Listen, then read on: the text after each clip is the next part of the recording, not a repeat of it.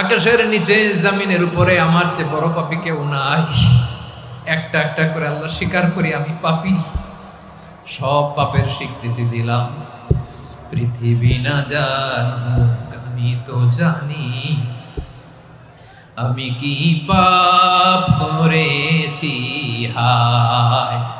আমার পাপের করলে বিচার, বাঁচার আমার নাই উপায়। দয়াময় তুমি মাফ করো আমায়, মাফ করো আমায়। আল্লাহ তাআলা যদি দয়া করে আমাদেরকে মাফ না করে, আমাদের বাঁচার কোনো উপায় নাই।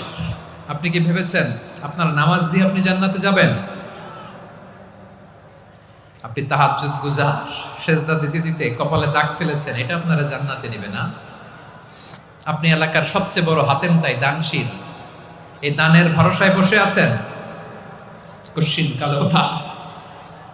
আমাদের নামাজ, আমাদের রোজা, আমাদের ইবাদত, এগুলোকে মিজানের পাল্লায় উঠালে কোনো ওজনই হবে না। তবে আমাদের একটা কৌশল জানা আছে, আমরা আল্লাহর রহমতের ভিখারি।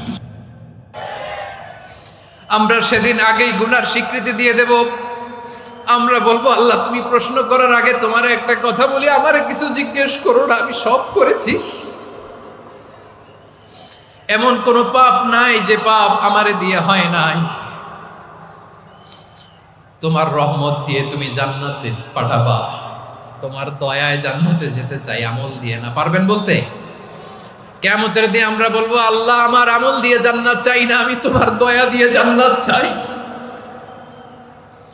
তোমার দয়া ছাড়া আমার কোনো উপায় নাই।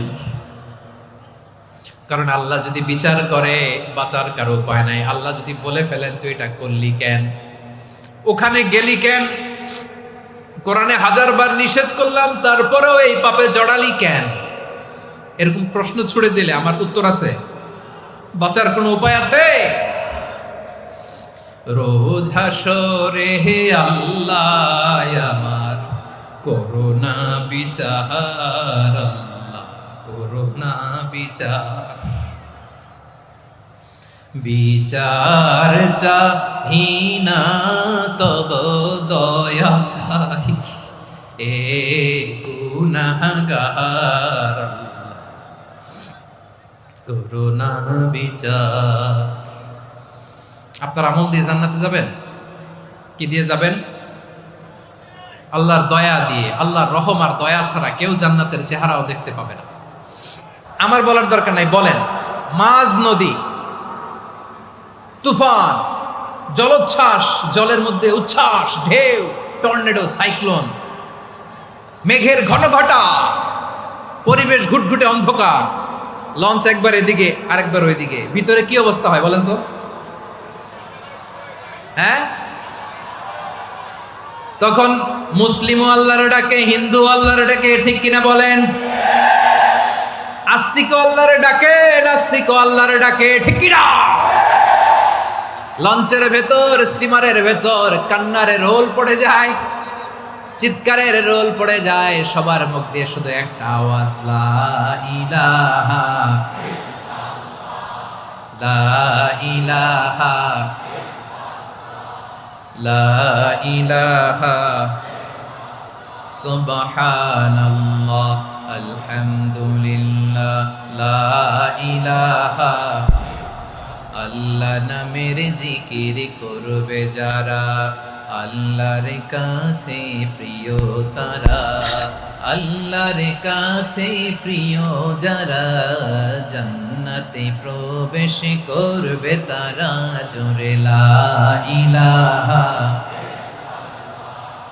লা ইলাহা ইল্লাল্লাহ লা ইলাহা ইল্লাল্লাহ মুহাম্মাদুর রাসূলুল্লাহ সাল্লাল্লাহু আলাইহি ওয়াসাল্লাম। আমার প্রিয় পটুয়াখালীবাসী, তাহলে লঞ্চের ভেতরে যখন আমরা তুফানের মধ্যে পড়ি, তখন সবাই মিলে আমরা একটা নামের জিকির করি। নামটা কার?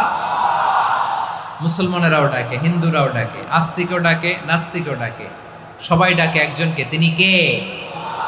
আবার দেখবেন ওই আল্লাহ তুফানের পরে, ঝড়ের পরে ওই লঞ্চটাকে যখন সদর ঘাটে ফিরিয়ে দেয়, আবার আমরা নাফরমানি শুরু করে দেই।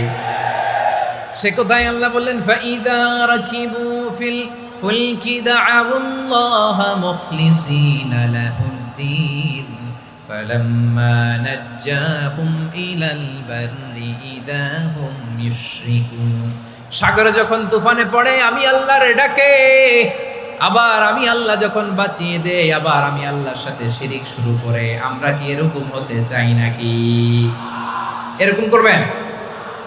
হ্যাঁ না, আমরা তুফানে পড়লেও আল্লাহরে ডাকি, আবার বাঁচায় দেওয়ার পরেও ডাকি কারে? আল্লাহকেই ডাকি। বিমানের মধ্যে মাঝে মাঝে দেখবেন যে এয়ার টার্বুলেন্স হয়, জানেন? এয়ার টার্বুলেন্স জানেন তো? মাঝে মাঝে বিমানটা বাউন্সিং করে, বাম্পি, ভেরি বাম্পি ওয়েদার। শোনেন নাই? 40,000 ফিট উপরে যখন থাকে তখন পাইলট মাঝে মাঝে বলে, dear passengers, ladies and gentleman, right now we are flying 40,000 feet above the ground and we are passing very air turbulence, very heavy air turbulence right now. Please fasten your seat belt.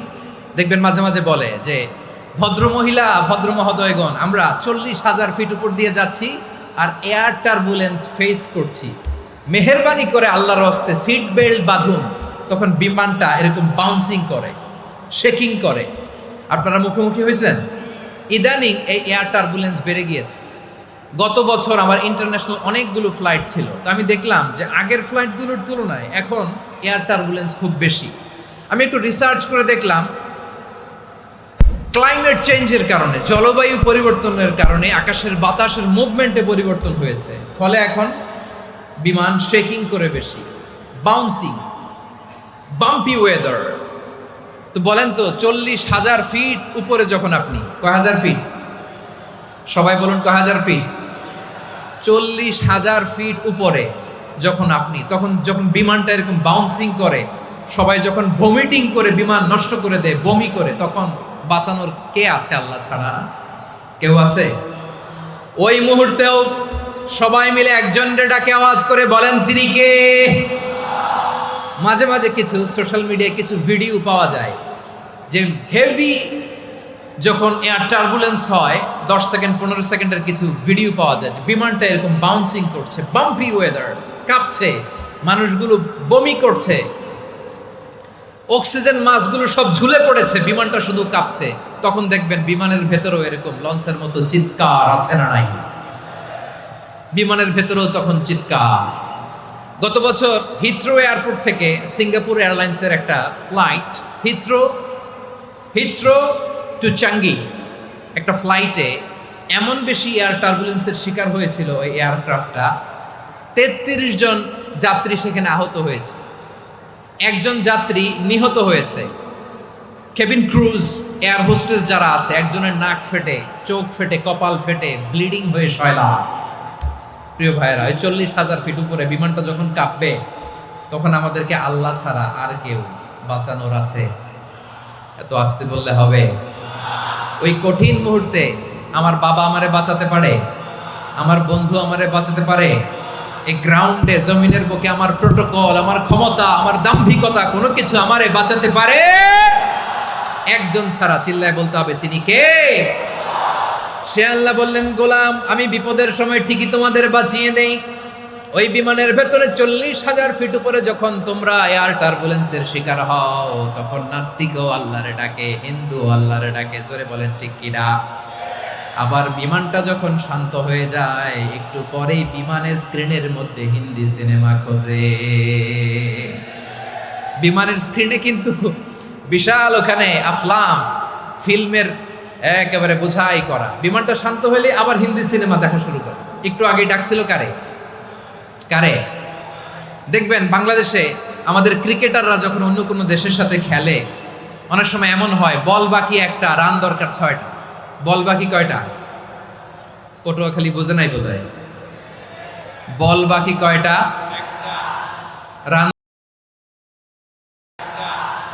Run দরকার। আপনি দেখবেন cameraman তখন গ্যালারিতে খালি দেখায় দর্শকদের যে কি অস্থিরতা। হিপ হপ স্টাইলের মেয়েটা যে মেয়েটার ওড়না এতক্ষণ ছিল গলায়, এতক্ষণ কই ছিল, ওই মেয়েটা দেখবেন ওড়নাটা টেনে মাথায় দিয়ে এরকম মুনাজাত ধরতেছে, আল্লাহ আল্লাহ, একটা সক্কা, আল্লাহ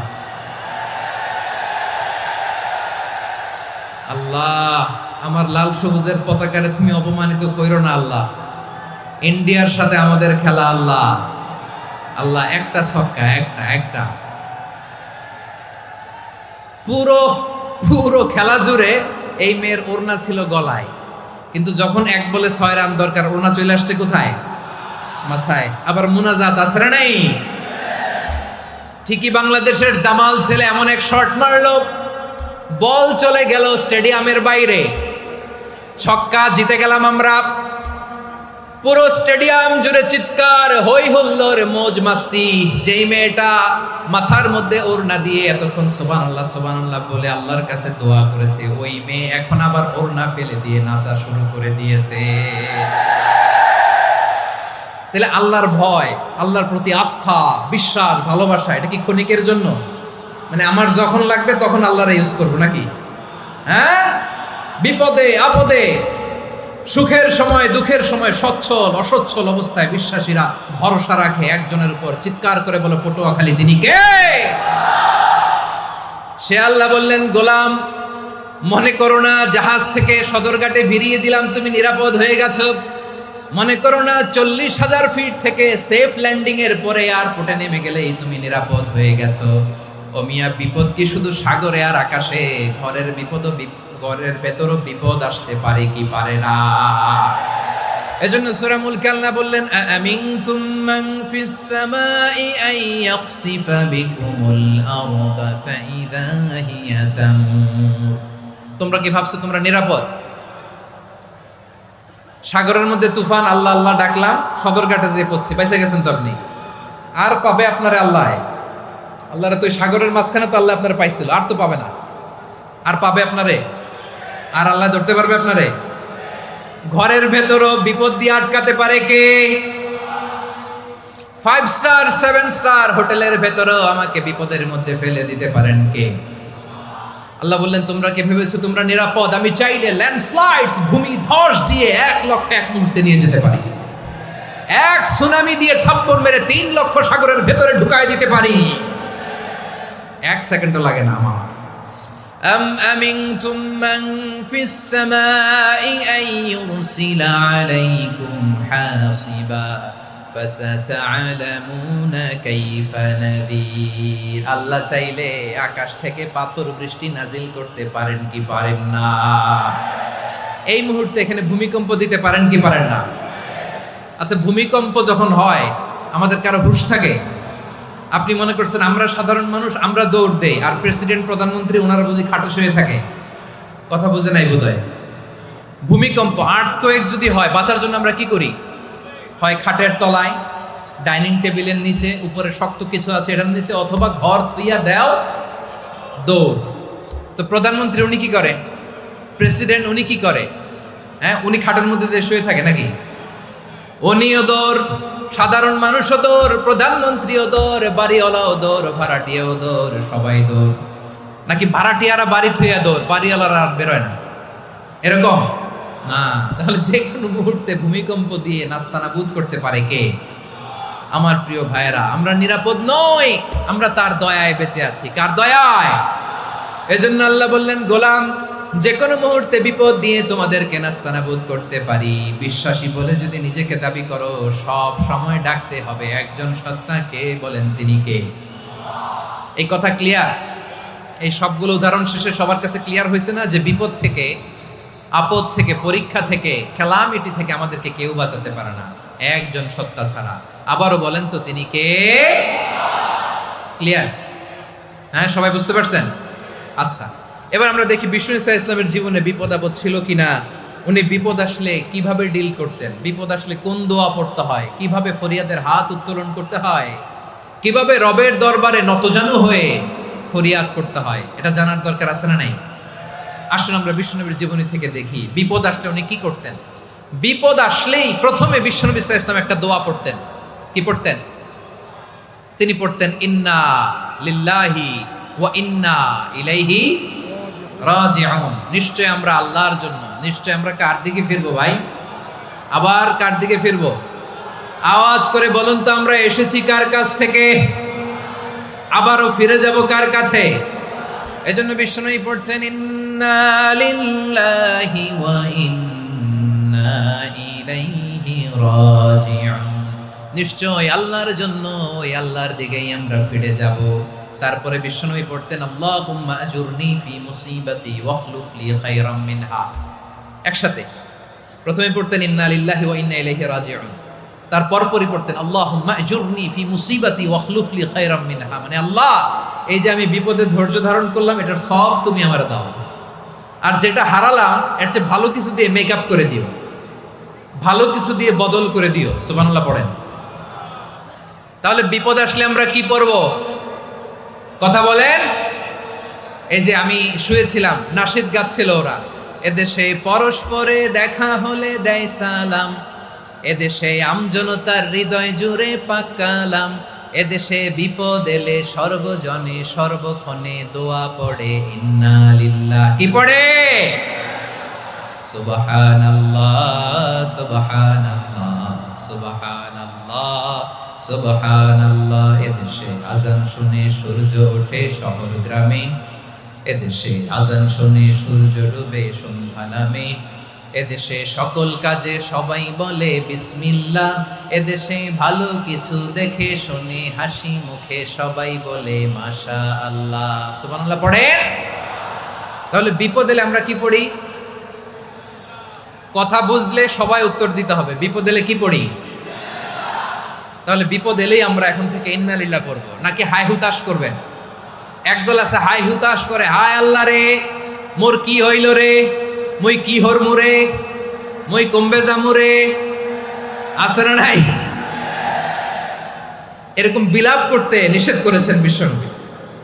কি করব, কই যাব, কি হবে, হায় হায়, এরকম হাহুতাশ আছে না নাই?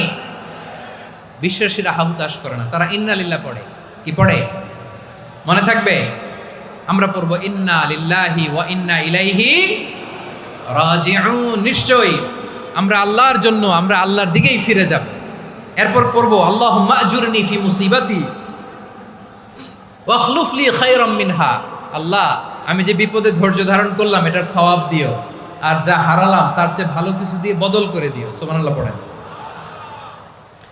বিশ্বনবীর হাদিস শুনলেন উম্মে সালামা রাদিয়াল্লাহু তাআলা আনহা, ওনার স্বামী হলো আবু সালামা। মজার ঘটনা খেয়াল করে শুনেন আমার প্রিয় কলিজার টুকরা ভাইয়েরা, কানগুলো খরগোশের কানের মতো খাড়া করে আমার দিকে তাকান। সাইয়্যিদাতুনা উম্মে সালামা রাদিয়াল্লাহু তাআলা আনহা, ওনার স্বামীর নাম আবু সালামা। শ্রেষ্ঠ দম্পতি, শ্রেষ্ঠ ফ্যামিলি। প্রথমে হিজরত করেছিলেন হাবাসায়, পরে হিজরত করেছেন মদিনায়। উহুদ যুদ্ধের পরে ওনার স্বামী আবু সালামা ইন্তেকাল করলো, শহীদ হলো। সুবহানাল্লাহ পড়েন। যখন আবু সালামা ইন্তেকাল করলো, উম্মে সালামা রাদিয়াল্লাহু তাআলা আনহা কেঁদে কেঁদে হয়রান। আর নবীর শিখানো বাণী অনুযায়ী তিনি বারবার পড়ছিলেন ইন্না লিল্লাহ। কি পড়ছিলেন? জামু কি হরমু এগুলো বলে নাই, কি বলছে? ইন্না লিল্লাহ। যেহেতু বিশ্বনবী বলেছেন কেউ যদি বিপদের প্রথম ধাক্কায় পড়ে ইন্না লিল্লাহি ওয়া ইন্না ইলাইহি রাজিউন, আল্লাহুম্মা আজুরনি ফি মুসিবাতি ওয়াখলুফ লি খায়রাম মিনহা, তাহলে এই বিপদে যে সে যা হারালো তার চেয়ে শ্রেষ্ঠ কিছু দিয়ে আল্লাহ তার